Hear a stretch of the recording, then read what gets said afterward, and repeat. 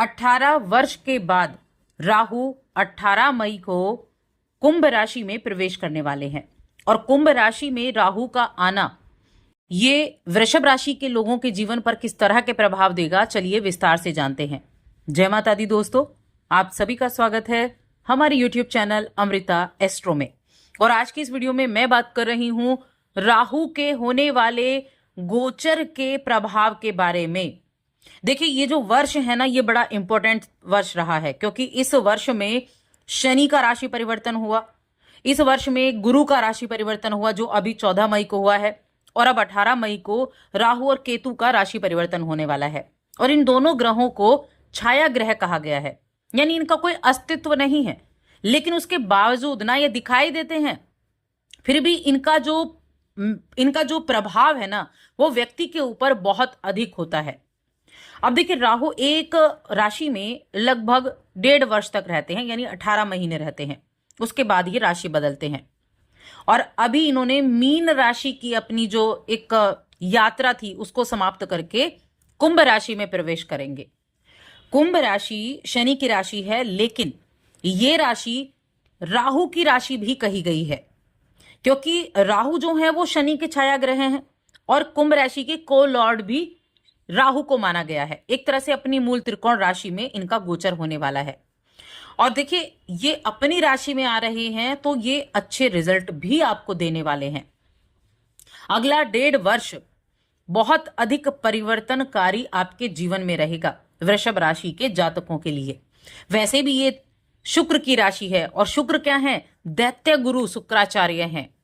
वैसे भी आप जो राहु है उसके लिए मित्र की राशि बनती है। तो आपके जीवन में इसका क्या प्रभाव रहेगा, किन किन चीजों में आप लाभ देख सकते हैं, क्या आप उपाय कर सकते हैं, इसके बारे में हम यहां जानेंगे।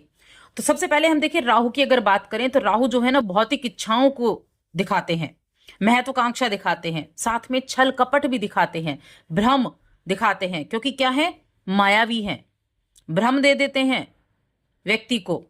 कई बार ये भटका भी देते हैं, भटकाव की स्थिति, असमंजस की स्थिति ये दे देते हैं, और ये आपके जीवन के हर एक क्षेत्र पर अपना प्रभाव डालेंगे, चाहे वो करियर हो, प्रेम हो, रिश्ते हो, कोई भी वित्तीय स्थिति हो या मानसिक स्थिति।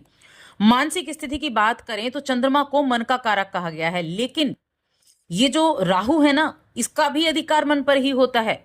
व्यक्ति अगर अच्छा होता है तो मन कहता है तभी तो अच्छा है, सोचेगा तो मन करेगा, वैसे उससे सोचेगा। सबसे ज्यादा बुद्धि पर इसका असर पड़ता है, मन पर इसका असर पड़ता है, क्योंकि मन ही है जो व्यक्ति को लड़ा भी सकता है और प्रेम करना भी सिखा सकता है। मन ही है जो आपको किसी भी तरह की चीजें आपको सुझा सकता है, आइडियाज आपको दे सकता है। तो सबसे ज्यादा कहां प्रभाव होगा? मन पर होगा। राहु और केतु क्या है? एक ही शरीर के 2 हिस्से हैं, राहु ऊपर का और केतु नीचे का। अब देखिए, राहु का गोचर वृषभ राशि के जातकों के लिए कैसा रहेगा। सबसे पहली चीज तो जब कुंभ राशि में जाएंगे तो कुंभ राशि के 3 नक्षत्र होते हैं, घनिष्ठ नक्षत्र, शतभिषा नक्षत्र, पूर्व भाद्रपद। इसमें से जो शतभिषा नक्षत्र है वो राहु का है, और जब राहु अपने नक्षत्र में होंगे तो अपनी एक ऐसी पावर इनके पास होगी जो हर एक चीज में, अगर अच्छे रिजल्ट दे रहे हैं तो अच्छे, बुरे रिजल्ट दे रहे हैं तो बुरे, वो एकदम हाई कमान वाली स्थिति रहेगी। कुंभ राशि में इनका गोचर, कुंभ राशि लाभ की राशि कही है काल पुरुष की कुंडली में, तो यहां वो देने के लिए आए हैं, तो यहां वो देंगे। अब आपके लिए 10वें भाव में आएंगे। 10वां भाव क्या है? करियर का भाव। देखिए, जब भी करियर के भाव में हम राहु को देखते हैं तो बहुत अच्छा बताते हैं, क्योंकि ऐसा व्यक्ति आपके करियर में, आप अपने करियर में झंडे गाड़ सकते हैं। अगर आपको सही राह मिले तो बहुत अच्छी स्थिति इसकी रहती है, क्योंकि करियर का एक संपूर्ण बदलाव आपके जीवन में ले आते हैं, महत्वपूर्ण बदलाव जिसको हम बोलते हैं। तरक्की के नए नए अवसर मिल सकते हैं आपके कार्य क्षेत्र, आपका जो कार्य क्षेत्र है वह अवसर अच्छे मिलेंगे, लेकिन साथ में पॉलिटिक्स भी चलेगी। और जो ऑफिस की पॉलिटिक्स होती है ना, उससे थोड़ा संभल कर रहें, सतर्क रहें, बिना वजह के परेशान कर सकती है। ईमानदारी बनाकर रखें, नैतिकता को बनाकर रखें, और ये नैतिकता को आप बनाकर रखेंगे भी। क्यों बनाकर रखेंगे? क्योंकि गुरु बृहस्पति की दृष्टि राहु पर रहेगी।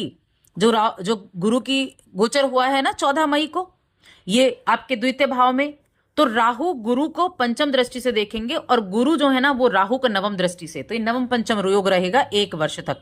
1 वर्ष तक जो राहु के नेगेटिव इफेक्ट हैं उनको कम करने का प्रयास करेंगे राहु, क्योंकि राहु उसको देखेंगे। तो आप नैतिकता कहीं ना कहीं बनाकर रखेंगे, नेगेटिविटी को कम करके रखेंगे, लेकिन काम का प्रेशर भी बढ़ेगा।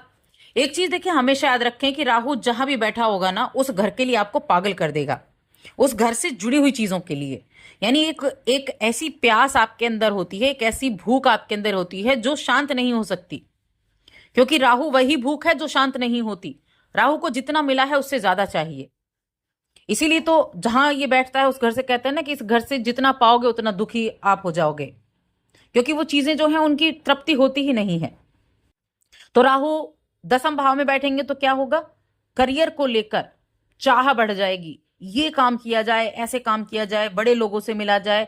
और दृष्टि कहां होगी, जो सप्तम दृष्टि वो आपके चौथे घर पर होगी, चौथे घर पर होगी और आपके दूसरे घर पर होगी और साथ में आपके छठे घर पर होगी। रोगों से मुक्ति, आपके कॉम्पिटिटर से आप आगे निकल सकते हैं इस समय अवधि में।